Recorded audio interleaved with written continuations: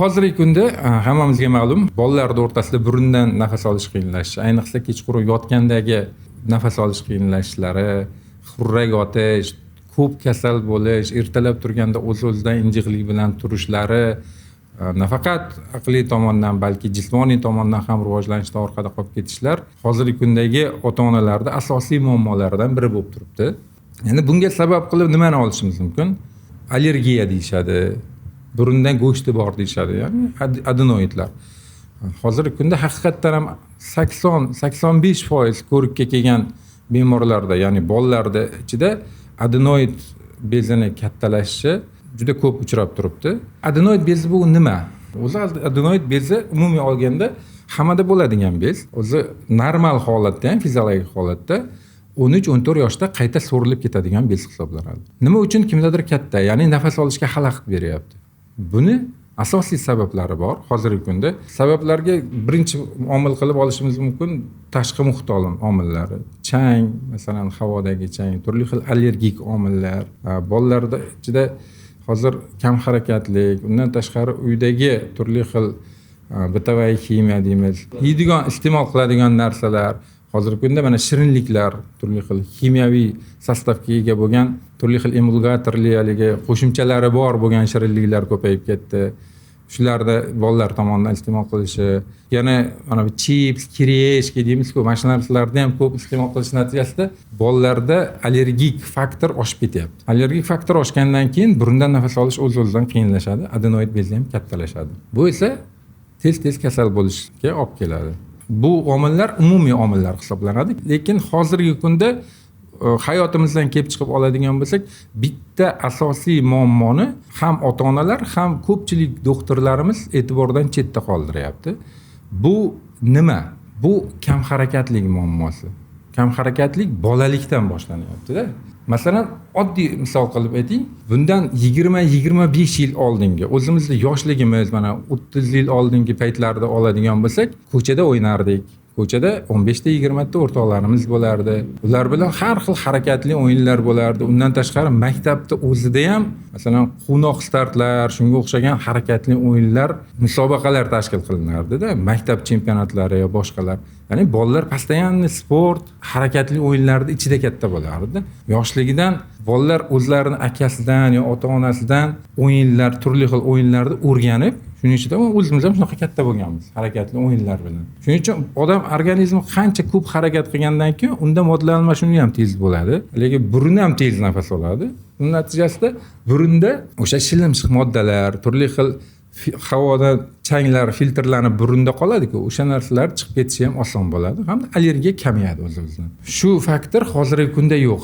Qaysi bolani hozir mana ko'chada ko'rsangiz, yo bir gadjet o'ynab o'tirgan bo'ladi, yoki nari borsa детский игральный площадкада harakat qilib yurgan bo'lishi mumkin, lekin oldingi harakatli o'yinlar hozir bo'lmayapti-da. Shuning uchun bu muammo, kam harakatli muammosi adenoid bezini kattalashib ketishida juda ham katta ahamiyatga ega bo'lyapti. Shuning uchun hozirgi ota-onalarga nima tavsiya qilaman? Birinchi o'rinda bolangizni sog'lomlashtiring. Hayot tarzini sog'lomlashtiring. Bu qayerdan boshlanadi? O'zingizni uyingizdan boshlanadi. Uyda toza havoni ta'minlang, havoni namligini ta'minlang. Bundan tashqari tez-tez shamollatib turish kerak. Turli xil ximikatlardan bolalaringizni uzoqroq saqlang. Eng asosiy narsa sport bilan shug'ullanishini ta'minlash kerak bo'ladi.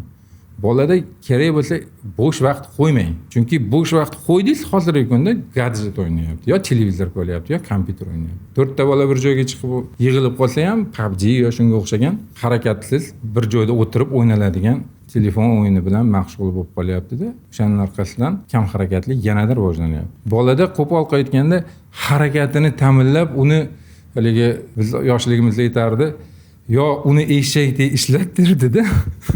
yoki bo'lmasa xullas kunduzi bilan charchash kerak, shunda maza qilib kechqurun uxlaydi-da, organizm ham uyquda tiklanishi jarayoni yaxshi bo'lib, восстановление ham yaxshi bo'ladi. Bolani yegan ovqati ham yaxshiroq hazm bo'ladi, bolani ishtahasi ham ochiladi, vitaminlar ham ko'proq so'riladi, bola ham tezroq o'sadi, kamroq kasal bo'ladi. Endi bu gapirgan gaplarim bu adenoid profilaktikasiga taalluqli gaplarda. Adenoid hali kichkina, kattalashmagan bolalarda mana shu harakatlar qilinsa, adenoid kattalashmaydi. bolangiz sog'lom, yaxshi katta bo'ladi. Endi yana bitta savol tug'iladi o'z-o'zidan. Adenoidi katta 3-daraja yoki 2-darajadan katta bo'lgan bolalar, burundan uje nafas olishi qiyin, kechasi xurrak o'tayotgan bolalarda nima qilish kerak? Bularda sport bilan buni qaytarishning iloji yo'q. Ularga ming dori spreylar seping, gormonal spreylar seping, burnini yuving. Baribir u qaytmayapti hozirgi kunda. O'zimiz tajribadan kelib chiqib oladigan bo'lsak, bu holatda hozir bizning klinikamizda endoskopik shaver yordamida adenotomiya amaliyoti bajaramiz. Kechasi yaxshi nafas olmayapti, xurrak otishni boshladi, tez kasal bo'lishni boshladi, nafas xullas ola olmayapti. Albatta doktor ko'rigiga olib boring, ya'ni lor vrach qabuliga olib boring. Vrach endoskop yordamida burun halqumni ko'radi hamda adenoidning haqiqiy razmerini o'ziga ko'rsatgan holda aniqlaydi. Hamda o'sha adenoidning darajasiga mos ravishda davo muolajasini tayinlaydi. Bu qanaqa davo muolajalar? Agar adenoid bezi bolangizda 2-darajadan katta bo'lmasa, buni burunni turli xil tuzli rastvorlar bilan yuvib turish hamda mahalliy gormonal spreylar sepish bilan 2-3 oy davomida davolash orqali uni kichraytirib davolash mumkin. Agar 2-darajadan katta adenoid bo'ladigan bo'lsa, bu albatta xirurgik davoni talab qiladi. Ya'ni adenoidni ko'p holatlarda endoskopik usulda ko'rib, olib tashlab bolaga yordam ko'rsatish kerak bo'ladi. Bizning Profmed servis klinikamizda adenoid bezini hozirgi kunda bir necha xil usulda olish amaliyoti bajariladi. Birinchi usuli bu endoskopik, ya'ni kamerada ko'rib turgan holatda shaver yordamida olish amaliyoti.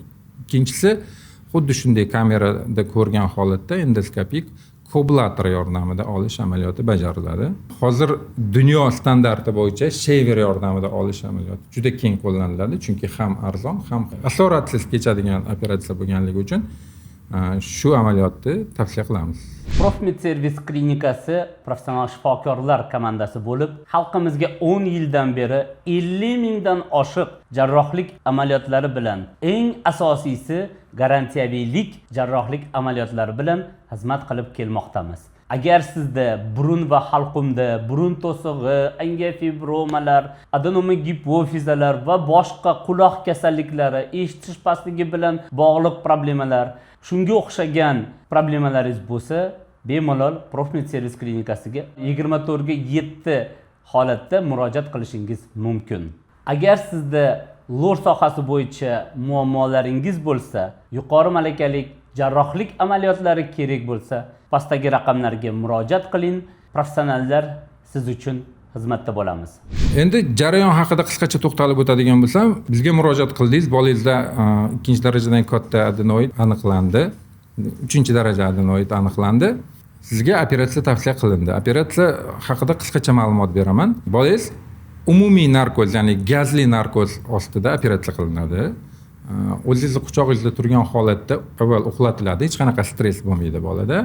Uxlab kirib ketadi. 10-15 minutga uxlatgan holatda operatsiyani tez va sifatli amalga oshirib beramiz. Uzog'i bilan 40-45 minutda bola o'zi sizga qaytarib, xudo xolasa sog'lom holatda olib chiqib beriladi. Bu amaliyot hamma qoidalariga asosan to'g'ri bajarilsa, adenoid muammosidan bolangiz butun umrga qutuladi. Ba'zi bir istisnolar bor. Buni ham aytib o'tishim kerak. Bu qaysilar? Bolada ba'zi holatlarda VICH infeksiya hamda Epstein-Barr virusi juda ham katta titrda bo'lganda ba'zi holatlarda qaytalanishi mumkin, lekin buni ham biz operatsiyadan oldin aniqlab, bu asorat kelib chiqmasligi uchun tayyorgarlikni ko'rib, davo muolajasini tayinlab qo'yamiz. Endi adenoid olinmadi. Adenoid bolangizda bor-u, operatsiyadan qo'rqdingiz, oldirmadingiz. Aytishingiz mumkin, shunchasi adenoid bilan katta bo'ldi-ku, hech narsa bo'lmayapti-ku deyishingiz mumkin. Bu gap ham to'g'ri. Adenoidni oldirmasdan ham yurish mumkin. Chunki aytib o'tdim-ku, 13-14 yoshda adenoid to'qimasi 90-95% holatlarda qayta so'rilib ketadi. Buni oldirmasdan ham yurish mumkin. Unda nima holat bo'ladi? Birinchidan, bolada adenoid bashara deyiladi. Og'iz ochiq, yuz suyaklarida o'zgarishlar ketgan bo'ladi, pastki jag rivojlanishdan orqada qoladi. Shunaqa holatda katta bo'lishi mumkin. Undan tashqari, agar bu asorat kelib chiqmagan taqdirda ham bolada o'zlashtirish, aqliy faoliyat, xotira nisbatan boshqalarga nisbatan pastligi kuzatiladi. Chunki surunkali kislorod yetishmasligi miyaga mana shu oqibatlarga olib keladi. bola o'zlashtirishda orqada, jismoniy tomondan ham rivojlanishdan orqada bo'lib katta bo'lishi mumkin. Endi o'zim bolalarimda agar adenoid bo'lganda nima qilgan bo'lardim? Uje qilganman. 3-farzandimda adenoid 2-daraja bor edi, og'zini ochib yotardik, tez kasal bo'lardi. 2 yil oldin 5 yoshlik paytida adenoidni shu yerda o'zimizni Profmed servis klinikasida endoskopik shaver metodi yordamida olib tashlaganman. Shuning uchun xolis tavsiyam adenoid kattami, 2,5-3 darajami buni qo'rqmasdan olib tashlashni tavsiya qilaman. Bu faqatgina bolangizga yordam beradi. Agar sizni farzandingizda ham xuddi shunday adenoid bezining kattalashishi bilan bog'liq muammolar bo'ladigan bo'lsa, bemalol Profmed servis klinikasiga murojaat qiling. Muammoingizni asoratsiz hal qilib berishga harakat qilamiz. Agar ushbu video sizga foydali bo'lgan bo'lsa, yosh bolasi bor tanishlaringizga yuborib qo'ying, ularga ham foydali bo'lsin.